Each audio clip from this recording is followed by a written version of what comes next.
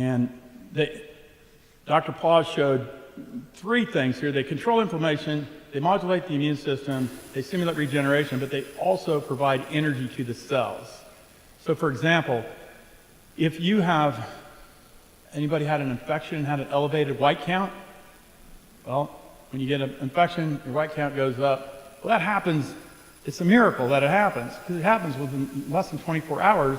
You go from having a normal white count to an extra 500 billion cells in your bloodstream that are there to help you fight infection. Where does the energy come from that? I mean, it's unbelievable. Well, the MSCs in your bone marrow divide very rapidly, and they donate their mitochondria, which are the things that make your cells that create energy, and they donate them to the HSCs and the progenitor cells that ultimately become those white blood cells. Without the MSCs, you wouldn't have an immune system. Without the HSCs, you wouldn't have an immune system, but they work together.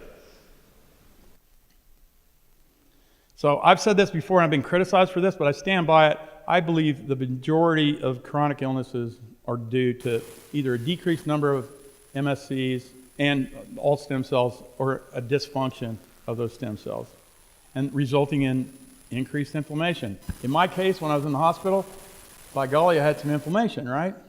My immune system was completely dysregulated because it wouldn't shut off. You have decreased ability to regenerate. So if people have osteoarthritis, guess what? You're not regenerating enough to repair the problem. Decreased energy, as I just described. And this, Roberta took this from Dr. Kaplan and presented Dr. Shapiro. And this is, so I didn't have to pay him anything. I reworked it with an artist. Arnie's a good friend, by the way. But this is that same thing. And the main point that I like to take away from this, that Dr. Shapiro mentioned, is that by the time you reach skeletal maturity, 90% of the oomph of those MSCs is gone. 90% gone by the time you reach skeletal maturity. And then it gets very depressing out there in the 80s somewhere. So this is like a theoretical curve that I had in my book, and it's just basically you have sort of maximal stem cell potency until about 25, and then they start declining until, about 100. Most people have very, very few left to none. If you have I put this other curve in here where you have a deep decline. If you have a terrible auto accident and your pelvis is smashed, well, guess what? You have to burn up a lot of your stem cells to repair it. If you have a heart attack, you're going to burn up a bunch of stem cells. You have cardiovascular, you have a stroke. Any number of things could cause an immediate withdrawal of the bank account of your stem cells, and then you could be on a different pathway.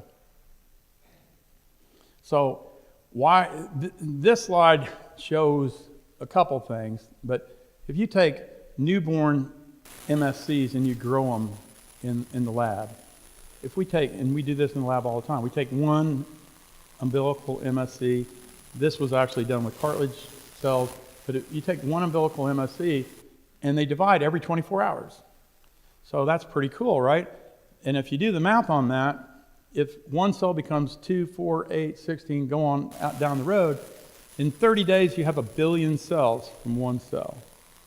And if you're 35, 40 years old, that doubling time goes from a day to 2 days, which sounds like, oh, it's only half as much. There's only 32,000 cells after 30 days. And when you're my age, your doubling time goes up to like 2.5 days. And that depressingly leads to 4,000 cells after a month of that same cell. So what I like to say is, if you have a